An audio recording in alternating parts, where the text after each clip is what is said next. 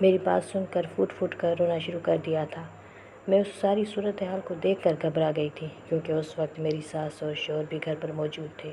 وہ دونوں بھاگتے بھاگتے میرے کمرے میں آئے تو جویریہ روتے روتے بولی، امی، بھابھی مجھ پر اتنا بڑا الزام لگا رہی ہے، کہہ رہی ہے کہ میری بہت سارے لڑکوں کے ساتھ دوستیاں ہیں۔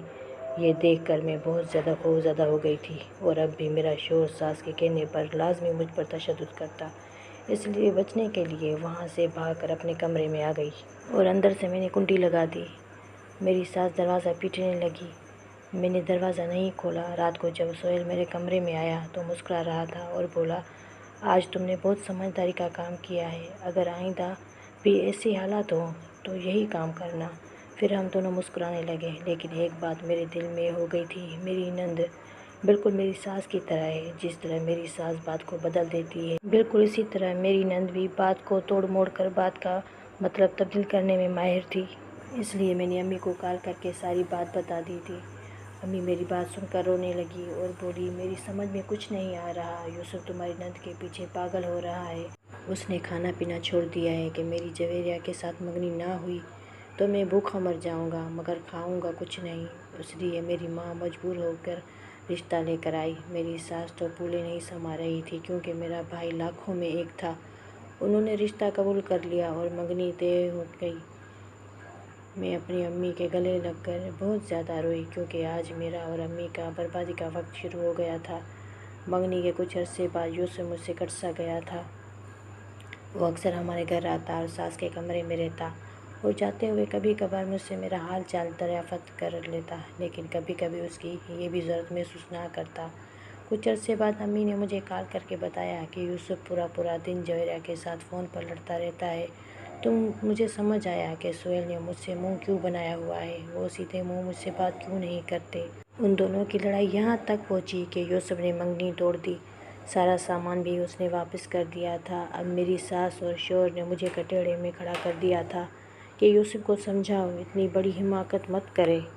تو میں بولی کہ یوسف اپنی مرضی کرتا ہے، اس نے نہ مجھ سے پوچھ کے کی تھی اور نہ کہنے پر مانے گا، میں اس معاملے میں کچھ نہیں کر سکتی۔ میری ساس نے سہیل کی آنکھوں کی طرف اشارہ کیا تو سہیل میرا شوہر بولا، اقرا، اگر میری بہن کا گھر نہیں بسا تو یہ کیسے ہو سکتا ہے کہ یوسف کی بہن کا بھی گھر بسا رہے، اس لیے میں تمہیں طلاق دیتا ہوں۔ میں سکتے میں آ گئی تھی، کیونکہ سہیل نے کھڑے کھڑے مجھے 3 طلاقیں دے دی تھی۔ میں نڈال سی روتے روتے اپنے کمرے میں چلی گئی اور ساتھ ساتھ اپنا سامان بھی پیک کرنے لگی۔ تب وہاں سہیل آ گیا۔ میں سامان پیک کر چکی تھی اور نکلنے والی تھی۔ سہیل مجھے دیکھ کر بولا، اقرا، تم کہاں جا رہی ہو؟ میں بولی، مجھے پتہ نہیں میں کہاں جا رہی ہوں، لیکن میں اب یہاں نہیں رہ سکتی، کیونکہ آپ نے مجھے طلاق دے دی ہے۔ میری بات سن کر سہیل بہت زیادہ پریشان ہو گیا تھا۔ وہ دیوار کے ساتھ اپنا منہ مارنا شروع ہو گیا اور چیخ چیخ کے کہہ رہا تھا، نہیں، ایسا کبھی نہیں ہو سکتا، میں تمہارے بغیر مر جاؤں گا۔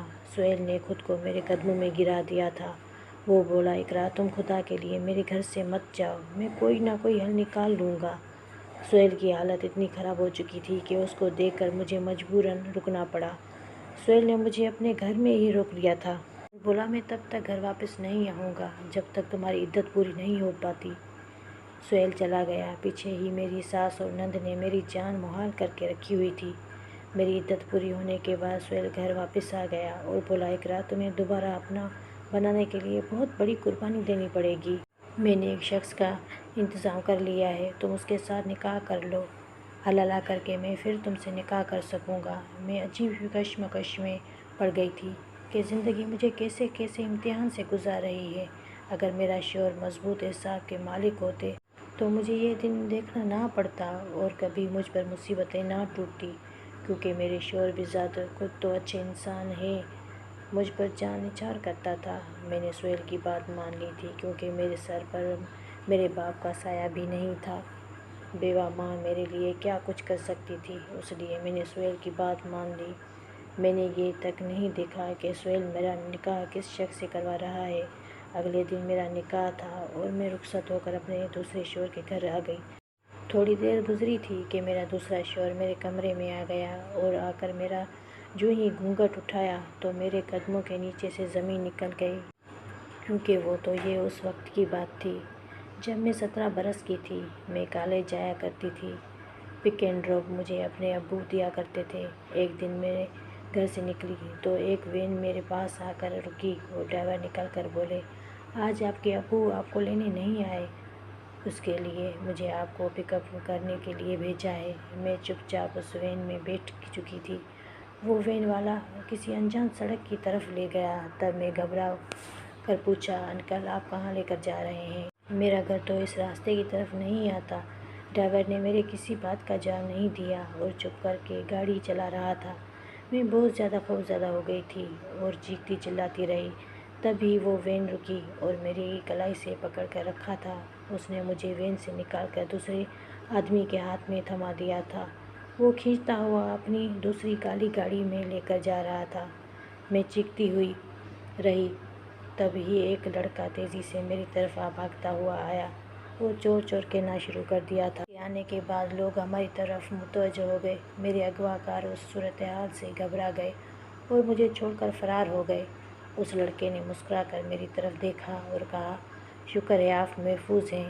اس نے مجھے کہا، آپ فکر مت کریں، اب آپ محفوظ ہاتھوں میں ہیں۔ پھر اس نے ٹیکسی روکی اور مجھے گھر تک چھوڑ دیا۔ اس نے مجھے بتایا تھا کہ وہ فروٹ کی ریہڑی لگاتا ہے۔ میں نے یہ بات کسی کو نہیں بتایا تھا کیونکہ مجھے لگتا تھا کہ سب مجھے ہی غلط سمجھیں گے۔ تو بس اب مجھے وین سے بہت زیادہ ڈر لگتا تھا۔ آج جب میری دوسری شادی ہو چکی تھی تو اس نے میرا گھونگھٹ اٹھایا تو میں بہت حیران رہ گئی تھی کیونکہ وہ کوئی اور نہیں بلکہ وہی پھل فروش تھا جس نے مجھے اغوا کاروں سے بچایا تھا۔ میرے چہرے کے تاثرات دیکھ کر بولا، کیا آپ نے مجھے پہچان لیا ہے؟ میں نے ہاں میں سر ہلا دیا اور بولی، میں اپنے محسن کو کیسے بھول سکتی ہوں؟ میری بات سن کر اس کی آنکھوں میں آنسو آ گئے اور بولا، اقرا میرا نام مجید ہے۔ میں نے جس دن آپ کو بچایا تھا اسی دن میں آپ کی محبت میں مبتلا ہو گیا تھا۔ کیوں اور کیسے میں نہیں جانتا تھا مگر آپ کو ہر حال میں حاصل کرنا چاہتا تھا۔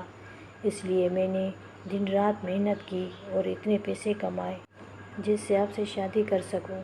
میں نے آپ کے گھر جس دن رشتہ بھیجا تھا اس دن مجھے پتہ چلا کہ آپ کی شادی ہو چکی ہے۔ میں نے یہ صدمہ بڑی مشکل سے برداشت کیا تھا۔ میں آپ کی جھلک دیکھنے کے لیے آپ کی گلی میں بھی آیا کرتا تھا۔ ایک دن میں نے آپ کو دیکھا کہ آپ چھت پر کپڑے ڈالنے آئی تھی۔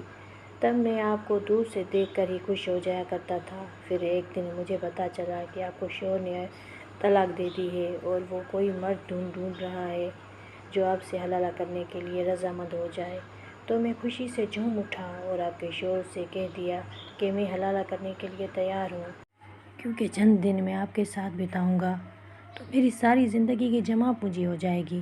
اس دن کے بعد مجید نے مجھے اتنی زیادہ خوشیاں دی کہ میں حیران رہ گئی کہ وہ بہت زیادہ اچھا انسان ہے۔ شادی کے تیسرے دن اس نے مجھے طلاق دینی تھی۔ اس دن وہ میرے پاس آ کر بیٹھا اور مجھے کہا کہ اقرا میں آپ کو لگژری لائف نہیں دے سکتا، آپ کے لیے نوکر چاکر نہیں رکھ سکتا، لیکن آپ کو عزت مان اور پیار دے سکتا ہوں۔ میں آپ سے درخواست کرتا ہوں کہ آپ مجھے چھوڑ کر اپنے پہلے شوہر کے پاس مت جاؤ۔ اس نے پہلے کون سی آپ کی قدر کی ہے جو اب کرے گا؟ ایک بار طلاق دے چکا ہے تو اب کیا گارنٹی ہے کہ دوبارہ آپ کے ساتھ وہ کام نہیں کرے گا، آپ کے ساتھ اچھا رہے گا۔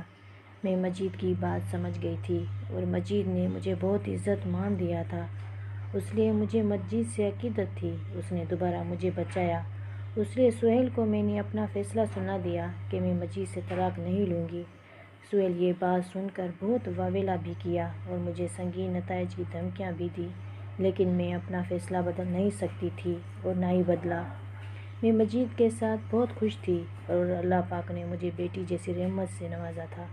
تب مجھے پتہ چلا تھا کہ سہیل نے بھی دوسری شادی کر لی تھی اور اب کی بار وہ مکمل طور پر بیوی کا غلام بن چکا تھا۔ اس نے بیوی کے کہنے پر اپنی ماں اور بہن کو گھر سے نکال دیا تھا۔ میں یہ نہیں کہہ رہی کہ اس نے اچھا کیا، لیکن ہر انسان کو اپنے کیے کی سزا لازمی مل جاتی ہے۔